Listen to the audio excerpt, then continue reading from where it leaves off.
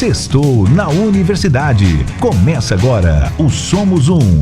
Universitários Missionários na Rede 316. Alegria em meio à dor, paz em meio à guerra. É o tema de hoje. Pastorzão, já te peço aí para explicar um pouquinho o assunto que a gente vai tratar hoje, por favor. Claro! Como você sabe, o nosso projeto Somos Um trabalha com universitários.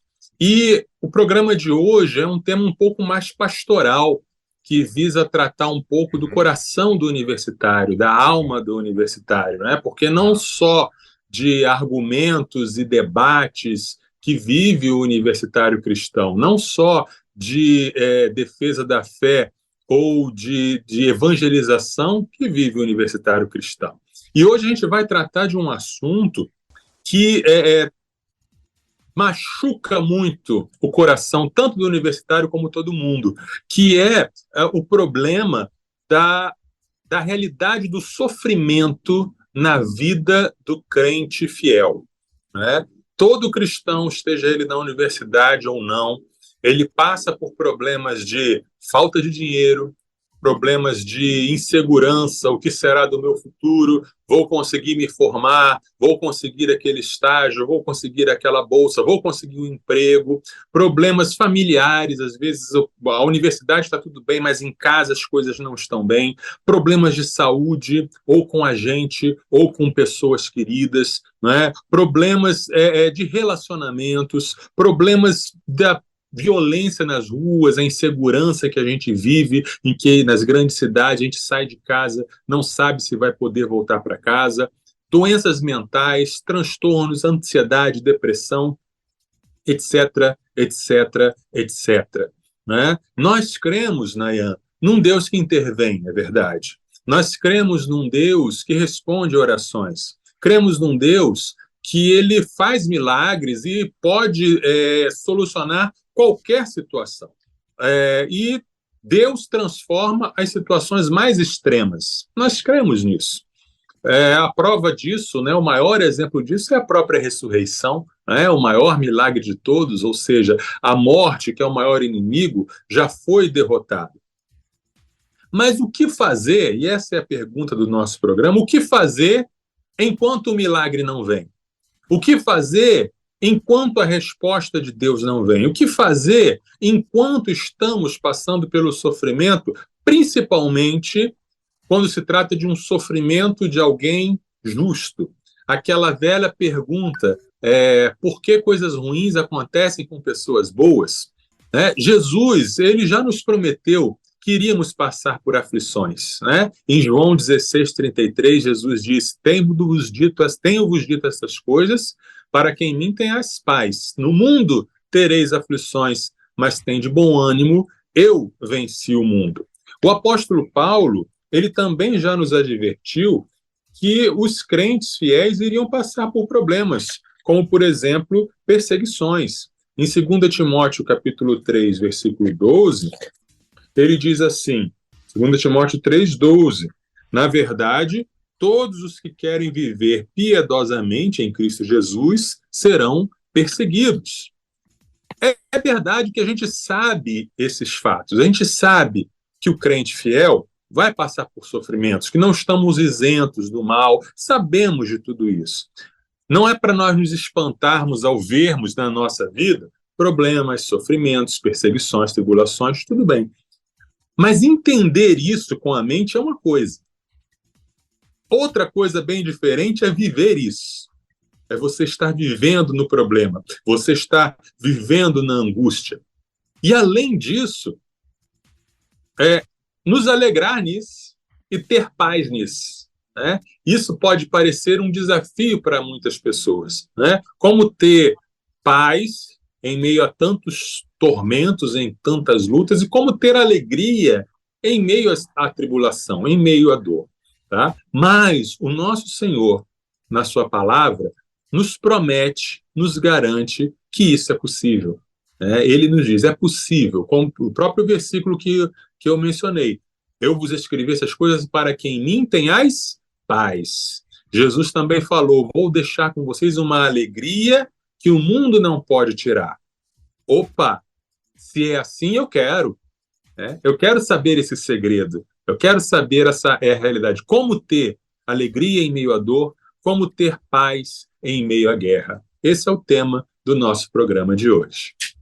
Muito bem, então vai servir para muita gente, para todo mundo, na verdade, não só para o universitário e missionário. Então já vem acompanhando com a gente aí, aumenta o volume, tá bom? Que com certeza a gente vai falar ao teu coração. Isso, e os nossos ouvintes, lembrando os nossos ouvintes, que já podem mandar não só suas perguntas, mas até mesmo seus testemunhos. Como você lida com os problemas da vida? Como você faz para ter alegria em meio à dor e paz em meio à guerra? Manda aí sua resposta. Manda aí, gente, manda aí. Estamos aguardando vocês. Eu quero, antes da próxima pergunta, já mandar um abraço aqui para o pastor Francisco, que chegou aqui.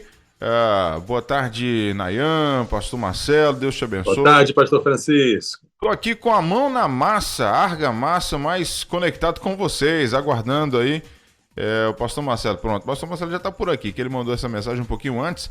Certo. E ele mandou uma foto até para mim aqui, pastor Marcelo, lá trabalhando mesmo, de pedreiro. Tá lá virando uma laje. Coisa boa para se fazer numa tarde de sexta-feira, hein? Querido pastor. Que beleza. Isso aí. E com certeza está alegre aí em meio a essa tribulação. Amém.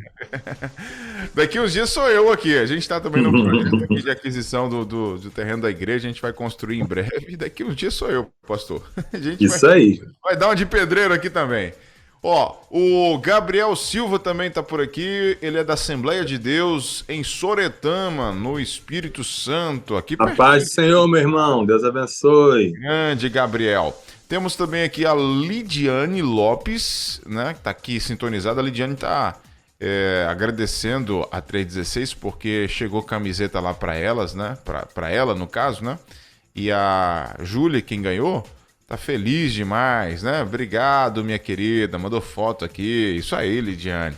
Legal demais. Deus abençoe.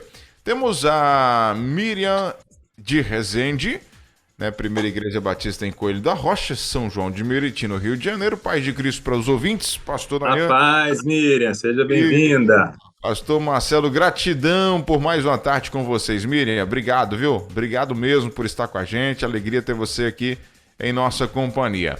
E a Alessandra Lasman também. Boa tarde, Nayan. Tô na área, tô ouvindo aqui pelo computador. Muito bem, então continua com a gente, Alessandra. Tá em São José dos Campos, em Sampa, acompanhando. Maravilha.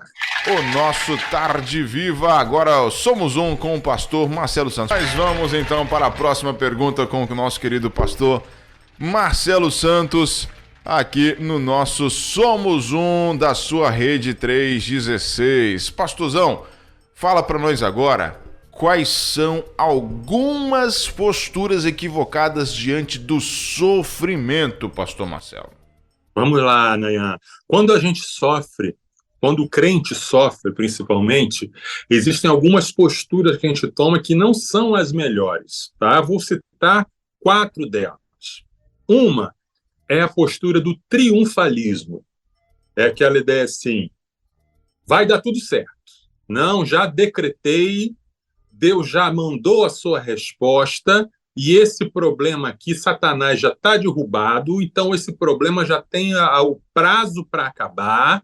Eu estou passando no problema agora, mas com certeza tudo vai ficar bem e a glória vai ser maior ainda, né?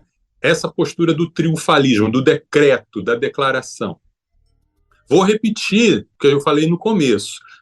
Nós não estamos aqui diminuindo a fé em Deus, né? Deus faz milagres.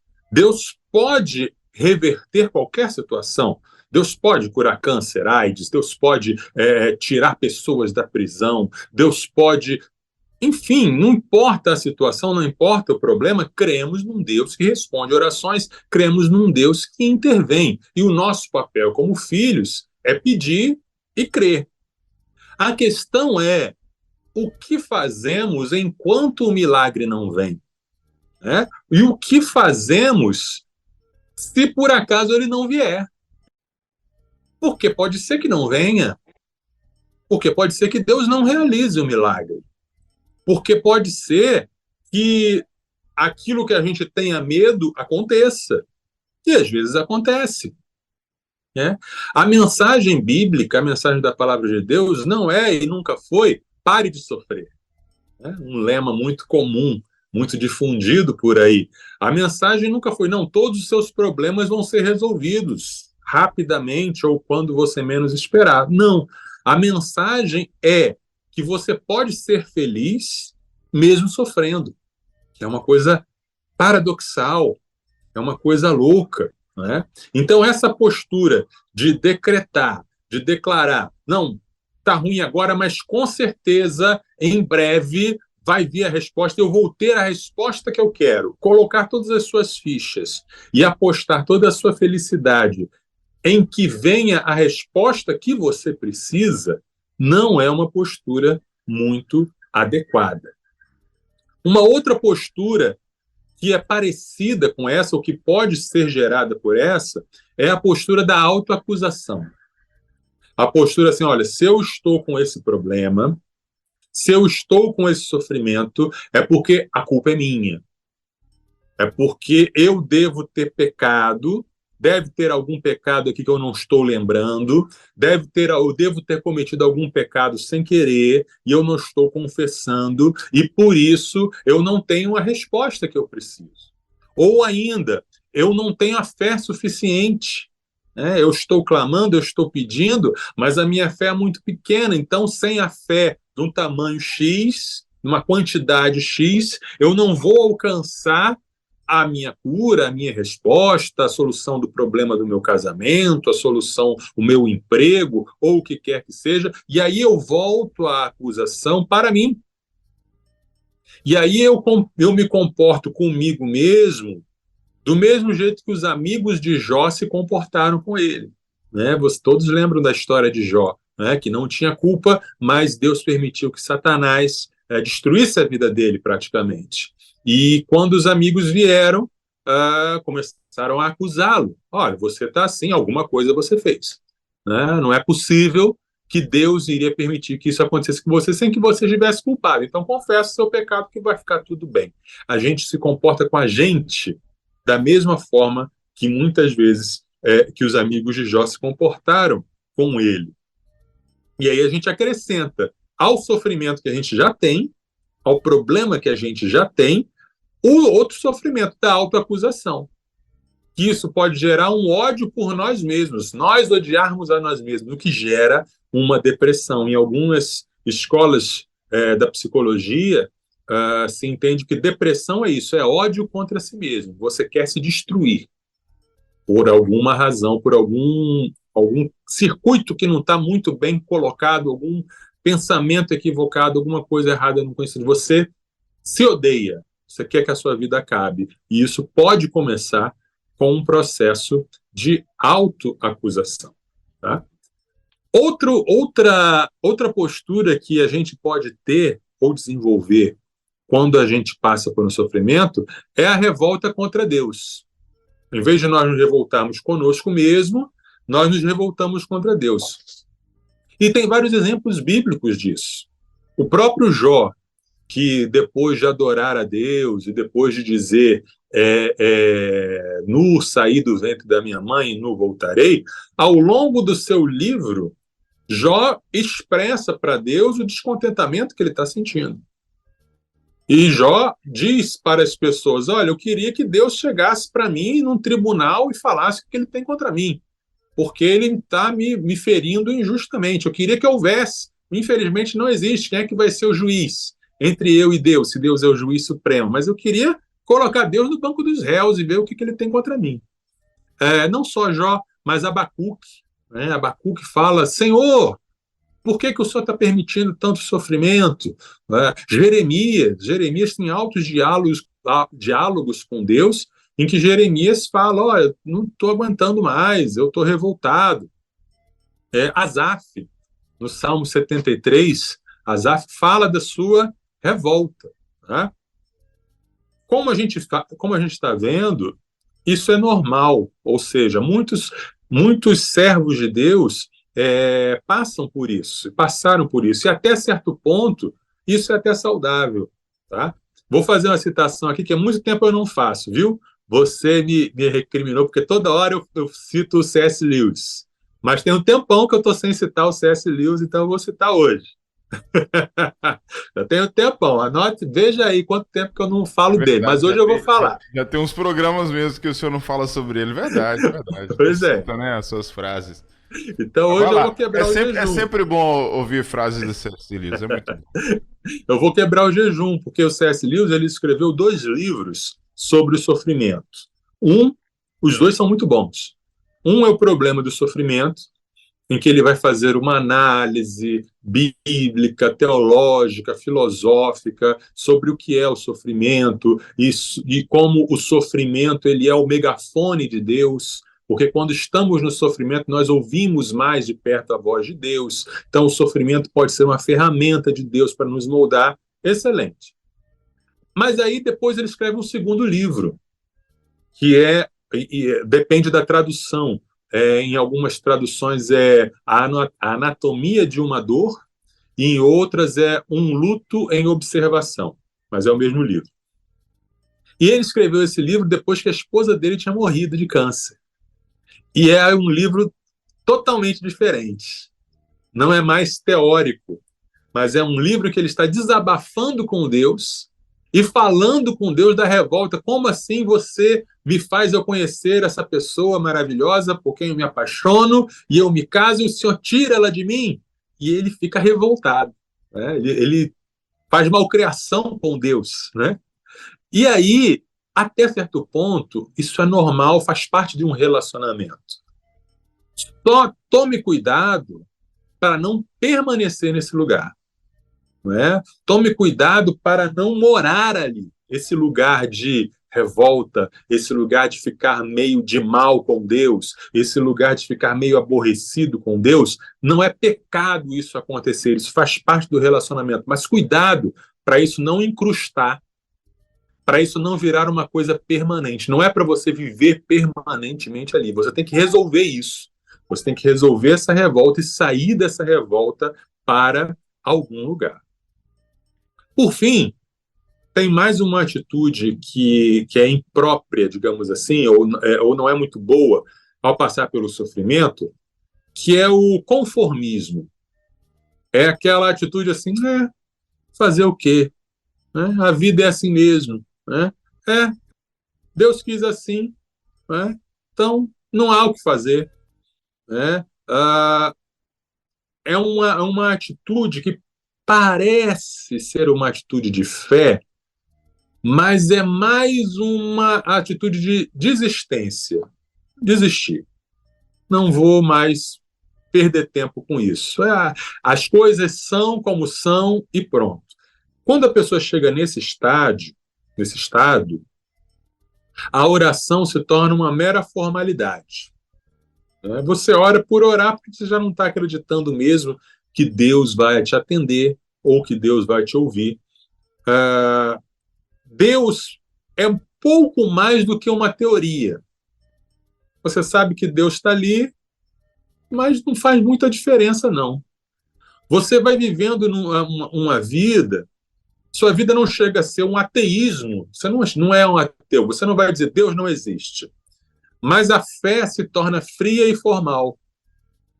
É apenas aquela fé ali, Deus está ali e pronto. E eu estou aqui e o meu sofrimento ele não vai mudar mesmo, eu tenho mais é que aceitar. É apenas aceitar o sofrimento. O nome disso não é cristianismo. Né? O nome disso é estoicismo. Estoicismo é uma filosofia lá antiga, já existia nos tempos do Novo Testamento, que diz assim, olha, a vida é assim mesmo, nada que você faz vai mudar, a vida é injusta, o sofrimento vai acontecer, conforme-se. E tem muita gente que é estoico, mas está achando que é cristão. São coisas diferentes. Né? Não é a fé, não é meramente se conformar com o sofrimento como se Deus não fizesse parte da equação. Não é isso. Né? Ou a fé também não é ir para uma postura de, por exemplo, deixa eu dar um exemplo. Tem um versículo de 1 Coríntios 15 que diz assim, se esperamos em Cristo somente para esta vida, somos os mais miseráveis de todos os homens. Então, esse versículo é totalmente verdadeiro.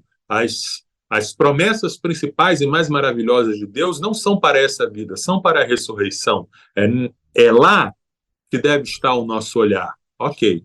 Mas tem gente que vai além do que a Bíblia diz e pensa assim: não podemos esperar nada de Deus para essa vida.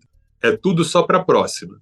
Essa vida aqui é só um vale de lágrimas mesmo, e só me resta ir me arrastando até o fim da vida e não há nada que eu possa fazer. Não é isso que a Bíblia está dizendo, né? Não é isso que 1 Coríntios está dizendo. Uma coisa é, não vamos esperar em Cristo só para essa vida. Outra coisa é dizer, não podemos esperar nada de Cristo para essa vida. Está entendendo a diferença? Então, essas são algumas das posturas equivocadas que a gente pode ter, né? E, tirando essas posturas equivocadas do meio do caminho, a gente pode começar a entender o que é, de fato, a alegria cristã e o que é, de fato, a paz cristã. Muito bem, dito isso, agora 3 horas e 32 minutos na nossa rede 316. Eu estava procurando um versículo aqui, mas eu não achei ainda. Daqui a pouquinho eu vou ver se eu encontro. Diga como é que é ali, mais ou menos. Porque é um versículo que fala sobre se alegrar na dor, se alegrar na tristeza, alguma coisa assim. Eu não estou conseguindo achar ele aqui. Não sei se de repente você já separou ele aí para poder... É Abacuque? Ainda que a figueira não floresça? Não é esse não. Eu vou, ao longo da nossa conversa aqui, eu vou tentar encontrar ele aqui para poder a gente falar um pouquinho, de repente, sobre ele. Depois de falar sobre essas posturas, pastor, e aí eu acho interessante a gente falar sobre isso, porque, principalmente pegando aí as primeiras que o senhor trouxe em relação àquele declarar, né? É muito perigoso, porque dependendo da forma que você fala, é como se a gente quisesse mandar em Deus, né? Como se a gente quisesse colocar Deus na parede aí e sei lá, como se Deus tivesse a obrigação de fazer as coisas. É verdade. Quem é servo de Deus... Não sei se daria não sei se seria oportuno eu fazer uma piadinha. Será que eu tenho uma piadinha que ilustre um pouco isso? Não sei se os nossos ouvintes vão querer ouvir. Essa piadinha, depois eu peço pro Igor fazer a edição. Então, tinha três pessoas morreram no mesmo dia. Né? Um era calvinista, o outro era arminiano e o outro cria no Evangelho da Prosperidade. Tá? Os três morreram e os três foram para o inferno. Eita. E aí, chegando lá no inferno, o calvinista falou assim: epa, eu acho então que eu não era predestinado, eu não fui um dos eleitos que Deus escolheu para a salvação, por isso que eu acabei no inferno, puxa, que pena.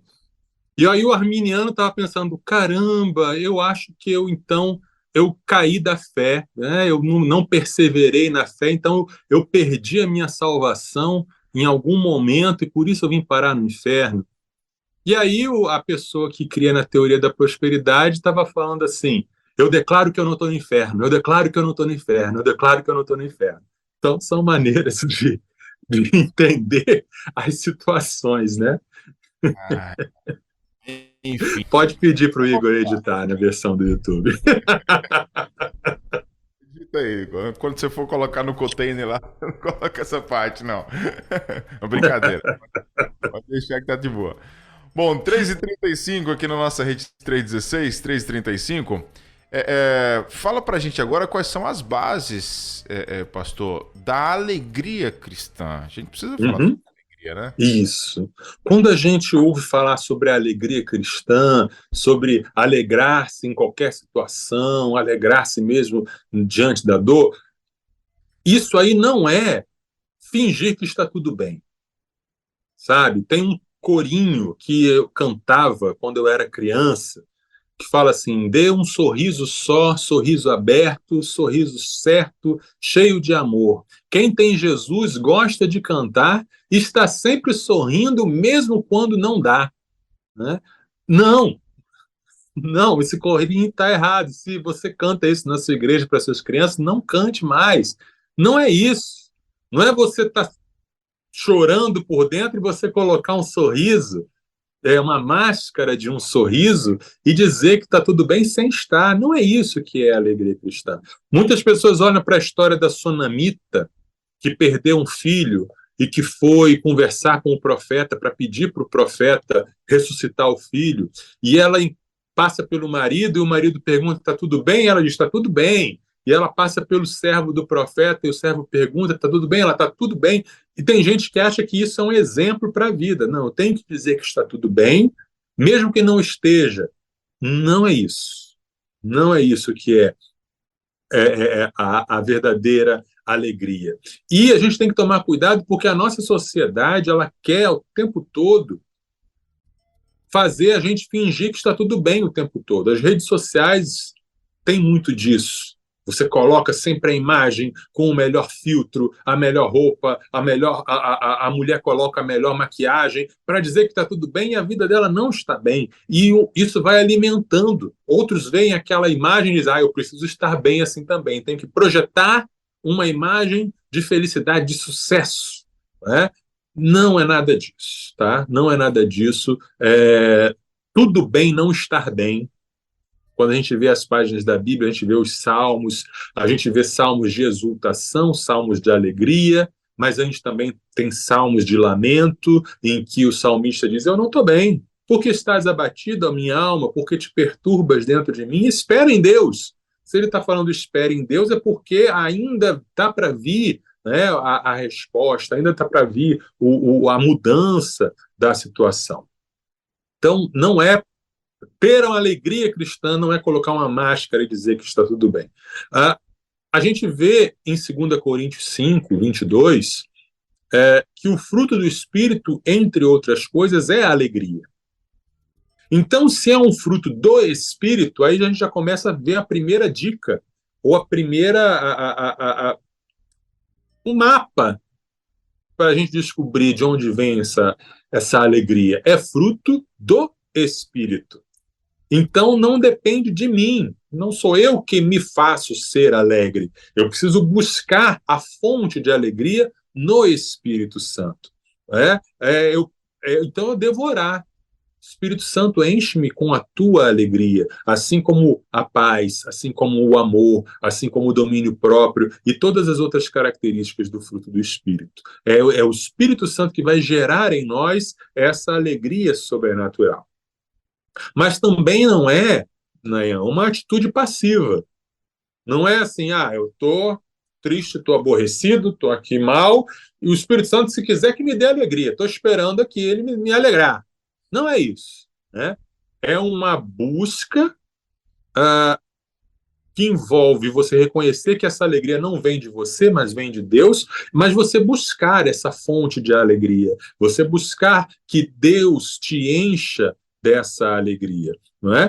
Por quê? Porque sentimentos podem ser cultivados, tá? Antigamente eu pensava que o sentimento é algo assim que vinha, o sentimento vem e vai, e eu não tenho como controlar, né?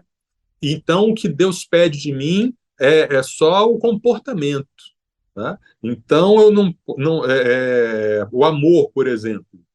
Eu entendi amar, eu tenho que amar, ou seja, eu tenho que agir como se eu amasse. Né? Eu tenho que fazer o bem para as pessoas como se amasse. Mas o próprio texto lá de 1 Coríntios 13 fala que você pode fazer muitas coisas boas, mas se não tiver o sentimento no coração do amor, não vale nada.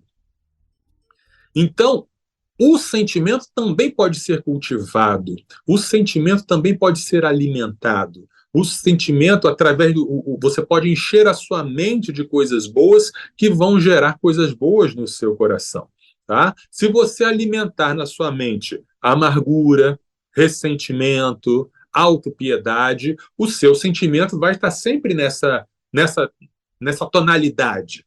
Tá? Mas se você alimentar gratidão, louvor, contentamento, você vai gerar na sua vida um sentimento de alegria, né? Movido pelo Espírito Santo. Quando a gente vê lá nas bem-aventuranças, né, em que Jesus fala, bem-aventurados os que choram, porque serão saciados, porque serão consolados, Jesus está falando uma coisa que é parece uma contradição, né? Bem-aventurados os que choram, felizes os infelizes, né? Felizes os tristes, alegres são os tristes. Mas é possível, então. Você pode ser feliz e triste ao mesmo tempo. Você pode estar chorando porque está faltando algo na sua vida. Você pode estar chorando porque algo se abateu sobre você, mas o seu interior está com a alegria que vem do alto. E isso é facilitado e alimentado e mantido se você tem um olhar diferente sobre as coisas. É por isso que aquele texto lá de 1 Tessalonicenses 5, se eu não me engano, é o 18. Deixa eu ver para não errar aqui. 1 Tessalonicenses 5, versículo 18. Isso mesmo. Em tudo dai graças, porque essa é a vontade de Deus para Cristo Jesus.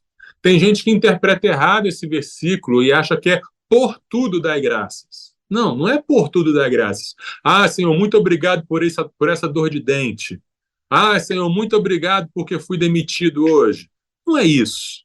Mas não é por tudo, mas em tudo. Ou seja, em todas as situações, eu posso encontrar motivos para agradecer a Deus. Em todas as situações, eu posso me lembrar de razões para estar agradecido. Em todas as situações, eu posso escolher olhar para a minha vida e dar graças a Deus. E isso faz a diferença.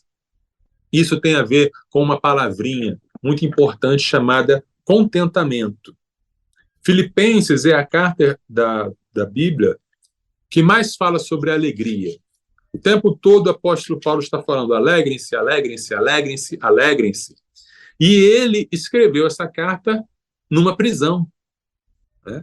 E ali em Filipenses 4, a partir do versículo 4, ele diz assim, ó, alegrem-se sempre no Senhor. Outra vez digo, alegrem-se, que a moderação de vocês seja conhecida por todos. Perto está o Senhor. Não fiquem preocupados com coisa alguma, mas em tudo sejam conhecidos diante de Deus os pedidos de vocês, pela oração e súplica com ações de graças. E a paz de Deus, daqui a pouco a gente vai falar sobre paz, guardará, que excede todo entendimento, guardará o coração e a mente de vocês em Cristo Jesus. Finalmente, irmãos, tudo que é verdadeiro, tudo que é respeitável, tudo que é justo, tudo que é puro, tudo que é amável, tudo que é de boa fama, se alguma virtude há e se algum louvor existe, seja isso que ocupe o pensamento de vocês. O que também aprenderam, receberam e ouviram de mim, e o que viram em mim, colocam em prática, e o Deus da paz estará com vocês. Fiquei muito alegre, olha a palavra alegre aí novamente, no Senhor, porque agora, uma vez mais, renasceu o cuidado que vocês têm para mim. Na verdade, vocês já tinham esse cuidado antes, só que lhes faltava oportunidade. Digo isto não porque esteja necessitado, porque aprendi a viver contente em toda e qualquer situação. Sei o que é passar necessidade e sei também o que é ter em abundância. Aprendi o segredo de toda e qualquer circunstância, tanto de estar alimentado como de ter fome, tanto de ter em abundância como de passar necessidade. Tudo posso naquele que me fortalece. Então, o que Paulo está dizendo aqui? Olha, encha a sua mente de coisas boas e você vai ter coisas boas. Encha a sua mente do que é bom, do que é agradável, e aí você vai ter contentamento. E você vai estar pronto para passar por qualquer situação. E aí você vai ter a paz de Deus. Você não vai ter a sua ansiedade, você vai ter a paz de Deus. E aí ele aproveita para agradecer, porque os filipenses tinham mandado uma oferta para ele. Né? A prisão em Roma não era igual à prisão no Brasil, que o Estado dá tudo, não. A pessoa estava presa, mas ela tinha que providenciar o gasto dela, a comida dela. Então, os filipenses mandaram dinheiro para Paulo se sustentar na prisão, e ele falou, obrigado, me alegro que vocês se lembraram de mim. Né? Mas se vocês não tivessem podido mandar, também estava tudo bem. Eu aprendi, eu sei ter abundância, eu sei não ter nada. Eu posso passar pelas coisas boas, eu posso passar pelas coisas ruins, eu posso tudo naquele que me fortalece. Né? Então é isso que Paulo está dizendo. O pensamento correto gera o contentamento. Não precisamos mudar as nossas circunstâncias para nos alegrarmos. Deus pode mudar nossas circunstâncias, mas mesmo que a circunstância não mude, nós podemos nos alegrar ao mudar o nosso olhar. Né? Ao mudar o nosso olhar. E é interessante, Nayan, sobre cantar, né? O cântico. Tem versículos bíblicos que ordenam a gente a cantar, né? A nossa boca se enche de cântico, louve a Deus em qualquer situação e tal. E é um mandamento. E a neurociência hoje em dia já diz que se você abre sua boca para cantar, abre sua boca para dizer coisas boas, isso gera um efeito no seu cérebro, dispara coisas, neurotransmissores e etc, que reconfigura o seu cérebro e coloca você numa frequência, digamos assim, positiva. Né? Então, Deus já sabia disso há muito tempo. Então, essa coisa de você estar mal e você começar a louvar e você se sentir bem, é Deus que faz isso, sim, e Ele já colocou isso lá no nosso cérebro. Né? Então, é isso, né? Olhar para as coisas, olhar para a vida, e até mesmo entender, como em vários textos bíblicos que a gente lê, que Deus tem propósito até na provação. Né? A provação, ela pode ser um instrumento de Deus para nos moldar, para nos transformar. Né? E se a gente olha para isso e aceita a provação como um motivo de glória, a gente se alegra, mesmo na provação. Muito bem, agora 3 horas e 48 minutos aqui na nossa rede 316. Pastorzão, é o seguinte, você citou aí um dos que eu tinha separado aqui, esse texto aí de Paulo, mas aí eu estava até vendo aqui nas mensagens, deixa eu ver quem foi que mandou aqui, foi o Luiz Guilherme. Ele mandou justamente o texto que eu estava procurando, tinha achado aqui já, depois eu vi a mensagem dele, que está lá em Romanos 5, os versículos 3 e 4, né, que fala assim, não somente isso, mas também nos gloriamos nas tribulações. Uhum, né? Isso. A tribulação produz a paciência, paciência experiência, experiência esperança. Então, se encaixa muito nisso que a gente está falando, e a gente se gloriar, se alegrar, celebrar, se orgulhar, em algumas traduções vai falar o se orgulhar, nas tribulações é um desafio tamanho, né? Isso, porque qual é o segredo para a gente se alegrar ou se gloriar nas tribulações? É entender o propósito da tribulação. Então, Paulo diz nesse versículo, por que eu vou me gloriar nas tribulações? Porque a tribulação produz isso, e produz aquilo outro. Ou seja, não vou me alegrar na tribulação em si. Né? Não é masoquismo. Né? O cristão ele não é masoquista, ele não pega o chicote para se chicotear e para dizer, não é isso. Mas o sofrimento que vem sobre nós, entendendo nós, tá? Porque isso é importante. Aí vem a parte da teologia da coisa. Entendendo nós que Deus é soberano, que nada escapa ao seu controle, entendendo nós que todas as coisas contribuem para o nosso bem, para que Deus cumpra o seu propósito, e entendendo que o nosso propósito é ser semelhante a Cristo, então os sofrimentos vão nos moldar e nos fazer ser semelhante a Cristo. E aí, da mesma maneira que Jesus, lá na cruz, se alegrou ao ver a obra de suas mãos, ou seja, ele se alegrou ao ver o que o sacrifício dele ia causar. Da mesma forma que a mãe, quando tem um filho, ela esquece da dor que teve para ter essa criança, também nós, ao passar pela tribulação, podemos exercer a nossa fé e dizer, essa tribulação vai gerar em mim experiência, perseverança, caráter aprovado, um caráter semelhante a Cristo. Nisso eu posso me alegrar. Como o autor de Hebreus diz lá no capítulo 12, versículo 11, ninguém gosta quando está passando pela disciplina, nenhum filho gosta de ser disciplinado. né? No momento da disciplina é um momento ruim, que a gente quer evitar.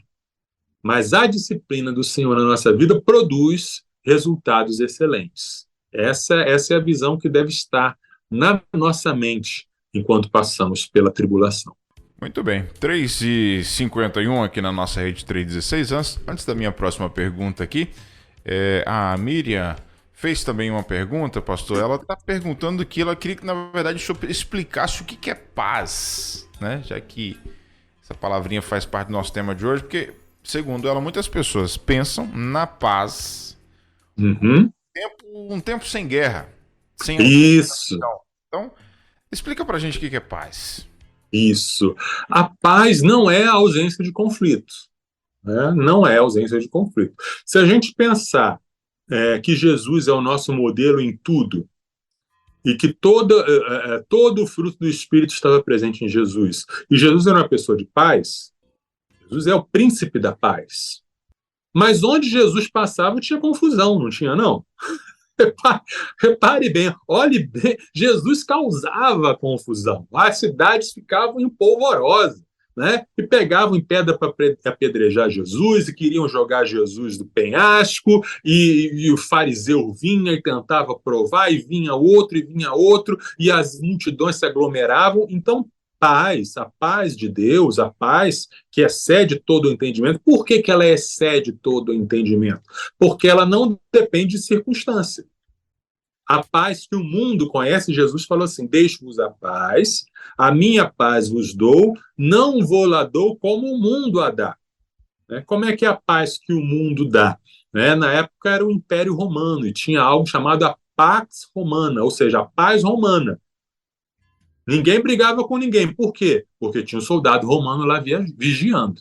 Então, todos aqueles povos que antes eram inimigos estavam todos debaixo de uma severa vigilância. Então, era uma paz? Mas era uma paz armada, né? Era uma paz porque eu não podia brigar com o outro, porque senão os romanos iam me matar. Não é essa paz que Jesus veio dar. Não é a ausência de conflito, mas é a paz interior. A paz a paz que vem primeiro de você ter paz com Deus, ou seja, você sabe que Deus não é o seu inimigo, não é mais o seu inimigo, você não tem mais dívida com Deus. Então, ufa, estou em paz com Deus. E aí você tem paz em você mesmo. E tendo paz em você mesmo, você pode ter paz com os outros e você pode ser um pacificador também, né? Beleza, explicado. 3h54 aqui na nossa rede 316. Passar aqui rapidamente na nossa galera aqui. A Adriana, da Segunda Igreja Batista de Dourados, lá no estado do Mato Grosso, né? Mato Grosso ou Mato Grosso do Sul, Dourados? Acho que é Mato Grosso do Sul, se não falha a memória. Eu acho que é Mato Grosso do Sul, Isso mesmo. Tá na sintonia com a gente, colocou aqui: coisa maravilhosa ouvir essas falas de forma clara e objetiva. Eu já estive em situações semelhantes. E ela colocou assim: essa piada é profunda. Amém, irmã. Obrigado. Ainda bem que tem alguém que Curtiu alguém a piada. Serviu para alguém, então tá bom. Deixa eu ver aqui. O Antônio César também é da PIB de Dias Dávila, lá na Bahia. Colocou aqui: a viúva não se queixou para quem não podia resolver o seu problema. Isso mesmo. Não é que ela ia ficar o tempo todo dizendo tá tudo bem, tá tudo bem, tá tudo bem. É que ela tinha um foco, um objetivo, ela não ia perder tempo com quem não podia resolver o problema, e ela foi logo direto no profeta. Entendi. Bom, o Fabione, ele fez uma pergunta aqui, mas o senhor já respondeu antes mesmo aqui da gente ler a pergunta dele.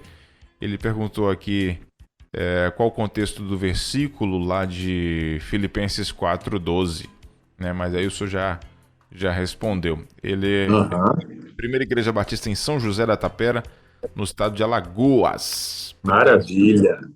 Pela sua companhia, meu irmão.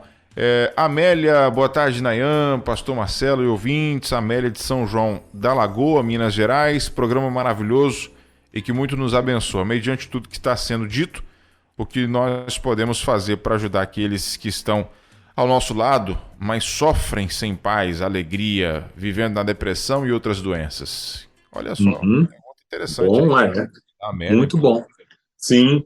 Eu dei uma aula ontem, num curso de defesa civil. O tema era Jesus, o maior capelão que já existiu. Uhum. E tem alguns princípios aí sobre a capelania de Jesus, a capelania que Jesus fez. Um é o esvaziamento. Jesus abriu mão de sua glória para estar conosco. Então, você tem que sair de uma posição de superioridade. Você é igual à pessoa a quem você está ministrando. Dois é empatia. Né? Jesus sentiu a dor do outro, Jesus chorou. Então, se a pessoa está chorando, chore com ela, sinta com ela a dor. Né? O diálogo, conversar, como Jesus perguntava, fazia os diálogos, as perguntas importantes. Vulnerabilidade.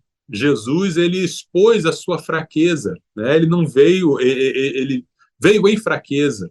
Então você pode também dizer, olha, eu passei por isso, e eu senti isso, e isso que você está sentindo eu também sinto. E por fim, a assertividade. Você, após ouvir a pessoa e após se mostrar vulnerável, você mostra para ela aquilo que você tem. Você mostra Jesus para ela. Você mostra como Jesus veio te dar paz, como Jesus te sustentou, como Jesus te abençoou, e você compartilha, você fala do evangelho, você fala da diferença que Jesus faz, e isso vai dar a essa pessoa a oportunidade de ter paz. Maravilha. Tem também aqui o nosso irmão Luiz Guilherme, que comentou dizendo o seguinte: paz não é não ter conflito, mas é em meio ao conflito termos paz. E colocou aqui, glória a Deus por isso. É muito isso, viu, Guilherme? Isso mesmo. Valéria também participando com a gente. Boa tarde, irmãos. Vocês são uma bênção. Estudar a palavra com vocês é grande privilégio. Valéria Maria é da Igreja Batista Carianos, lá em Santa Catarina, Florianópolis, né? E colocou aqui: a alegria do Senhor é a nossa força. Obrigado, Amém. Valéria Maria. Deus te abençoe, minha irmã. Helenita Isso. Vale. Oi, Nayan, boa tarde. Pastor Marcelo.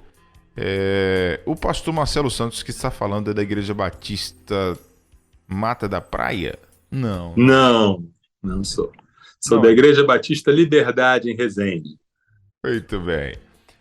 Muito bem, olha, vamos fazer o seguinte, 3h58, nós temos aqui mais uma pergunta para o pastor Marcelo, né? Dentro do que a gente está conversando, para quem chegou agora, o tema de hoje é alegria em meio à dor, paz em meio à guerra.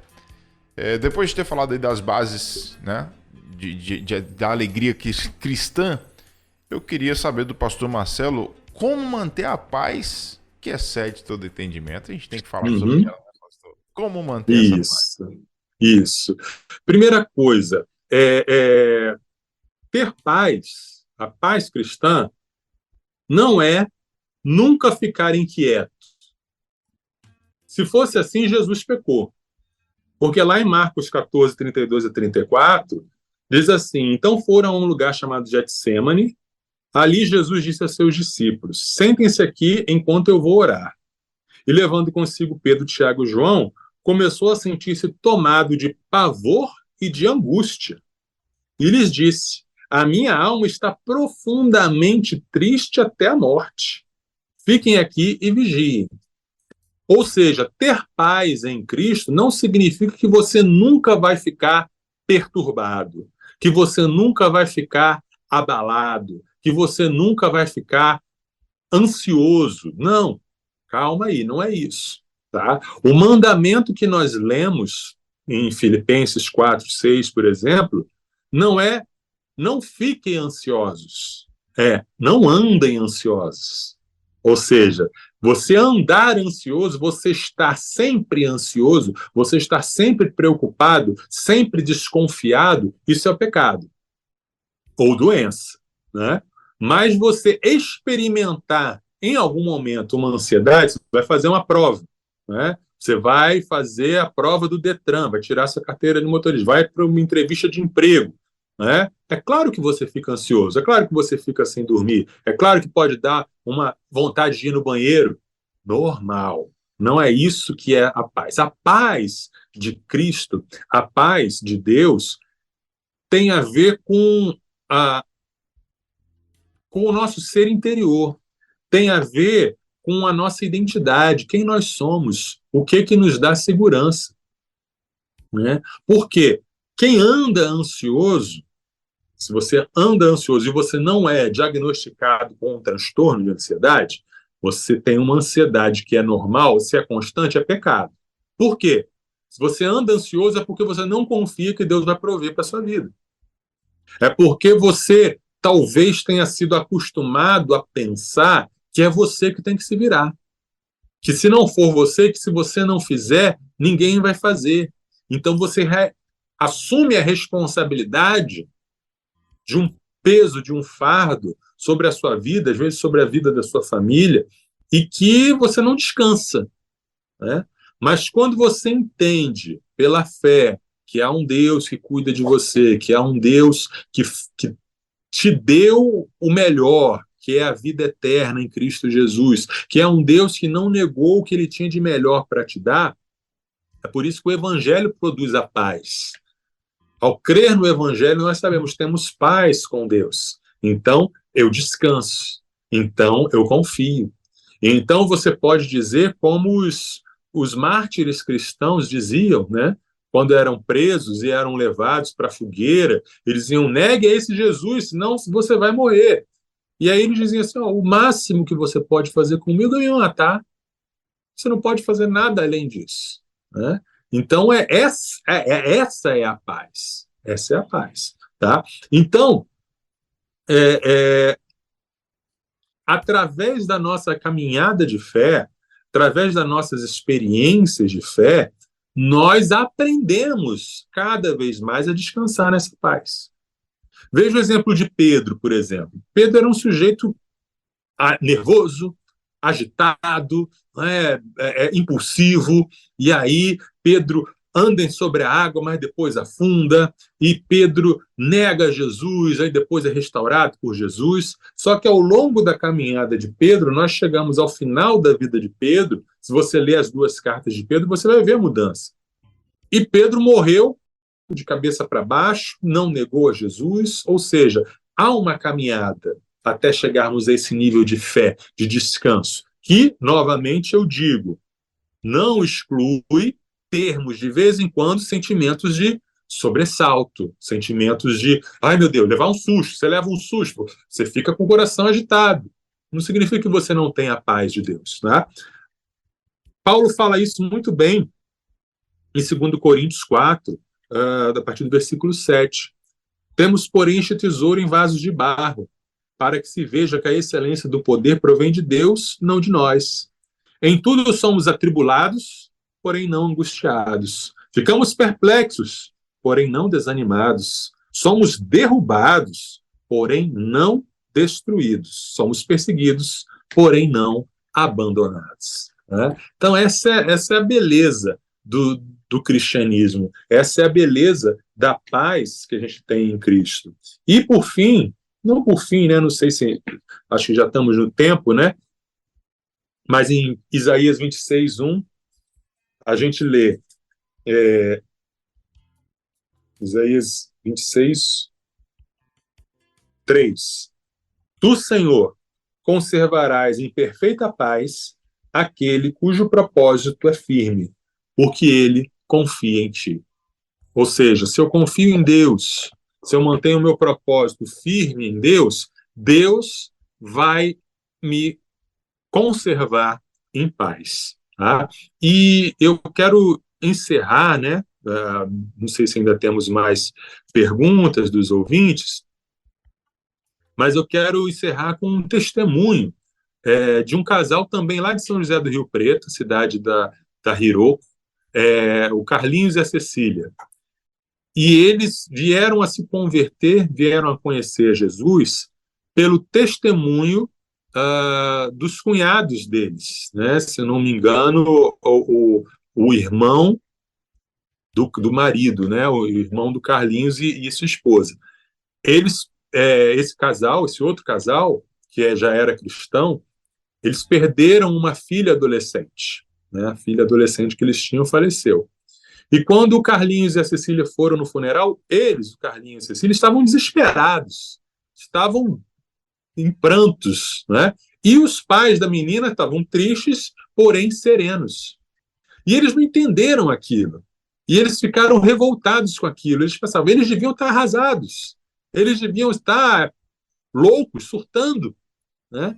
Mas a fonte da paz que eles tinham era Deus. Deus os sustentou, Deus lhes deu paz. E esse testemunho fez com que o Carlinhos e a Cecília se rendessem a Jesus, aceitassem Jesus. Eu quero essa paz também, né? A paz que excede todo entendimento. Assim como a alegria é fruto do Espírito, a paz, né, que vem de Deus, que vem da certeza da presença de Deus com a gente. Mais do que qualquer outra coisa, Deus promete estar conosco, né? A presença dele em todos os momentos, em todos os desafios, é isso que nos garante a paz em meio aos conflitos, em meio às tormentas, em meio às guerras que a vida possa nos trazer. Isso aí. Lindo testemunho, isso aí.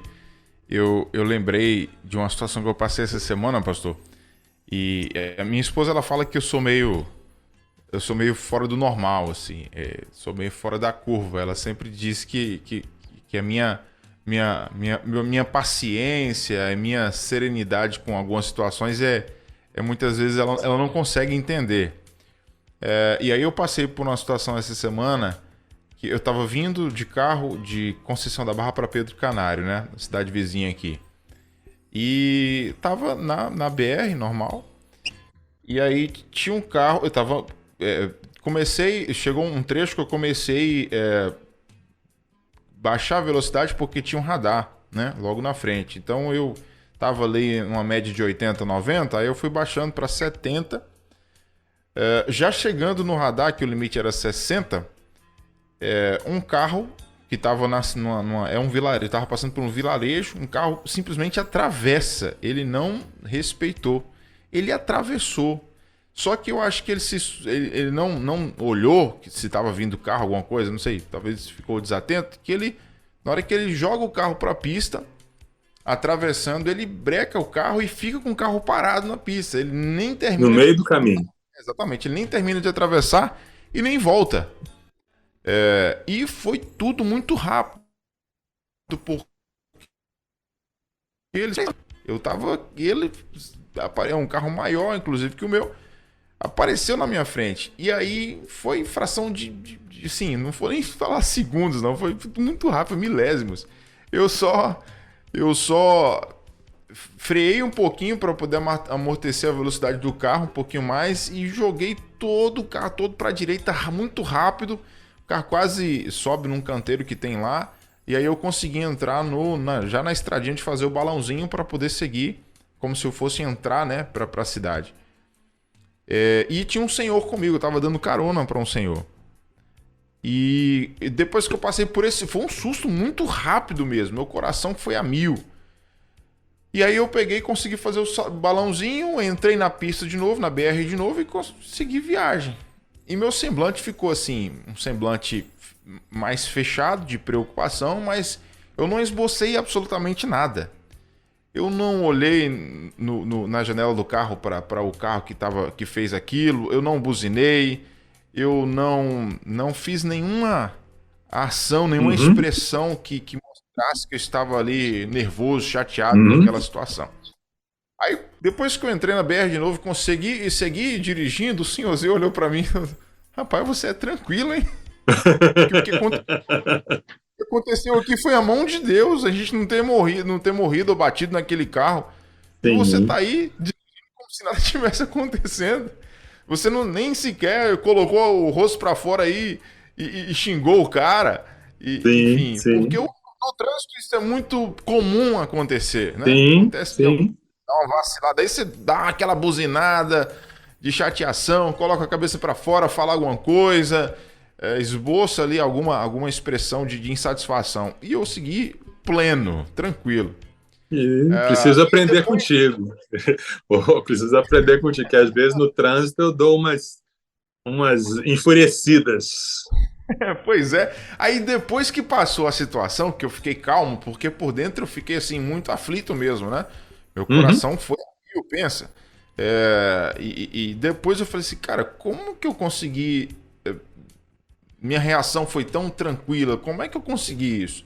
E eu não consegui. Isso foi Deus que trouxe paz ao meu coração. Foi um livramento que aconteceu na minha vida ali, que eu até tenho um testemunho. A gente teve um culto no lá à noite, aí eu dei o testemunho na igreja, para os irmãos, porque eu não tinha condições nenhuma de ter tanta rapidez para sair daquela situação. E por mais experiente e técnica que você tem ali no volante, cara, fui muito rápido. E aí, depois que eu consegui passar por aquilo, eu não esbocei nenhuma reação negativa para o cara. Então, essas duas situações me deixou muito, muito surpreso. E aí, eu não tive como entender isso, a não ser ter a certeza que foi Deus que colocou a mão naquele volante, naquele freio, e trouxe paz ao meu coração para eu não... Sim, sem dúvida, é um testemunho. Então, foi uma situação que me surpreendeu muito, foi paz mesmo, assim, que Deus colocou ali para eu poder não agravar ainda mais a situação. Isso. O senhorzinho que tava no meu lado, coitado, depois deu até vontade de rir dele, porque o olho dele ficou desse tamanho, assim, de susto. Mas, enfim, passou e a mão de Deus... tirou a gente daquela situação ali. Mas é isso. Glória a Deus. Tem que ter essa isso mesmo. E é Deus que faz, porque a gente mesmo, se deixar, se não tiver o domínio próprio, né? Se deixar o homem falar, Isso. A gente se perde.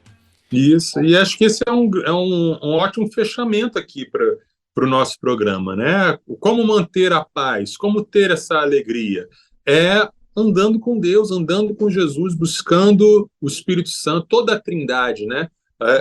Buscar que isso se reflita na nossa vida, e isso aos poucos, num processo de santificação, vai sendo mais massificado em nós, e chega ao ponto de isso ser uma reação natural, mas não é natural, é sobrenatural, mas é de você estar andando e buscando a face de Deus e pedindo, Senhor, manifesta em mim as características do teu caráter, o amor, a paz, a alegria e todo o resto. E aí Deus vai moldando e nos tornando mais semelhantes a Ele, para a glória dele.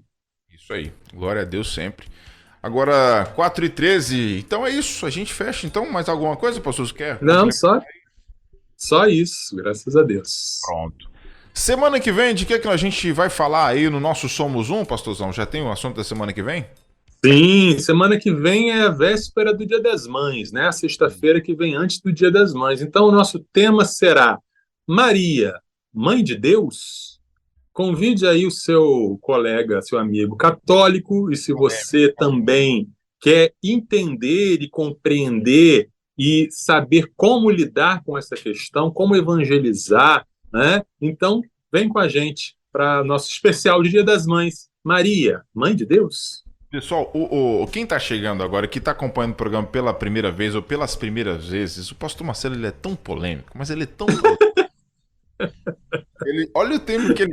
Maria, Mãe de Deus, e ainda pede para a gente convidar os católicos, entendeu? Sim, isso. Por quê? Porque o universitário cristão, ele lida com essas polêmicas o tempo todo. É isso. Então, ele precisa estar bem alimentado, bem robustecido, né, para poder lidar com várias questões delicadas que aparecem aí na vida dele. Mas é isso e aí. Nós todos. Claro. Vai ser massa. Sexta-feira que vem a gente se encontra aqui, então. Obrigadão mais uma vez, pastor Marcelo. Um abraço a todos. Se Deus quiser, a gente se vê mais tarde. Deus abençoe. Tchau, tchau. Sextou na Universidade. Universitários Missionários na Rede 316.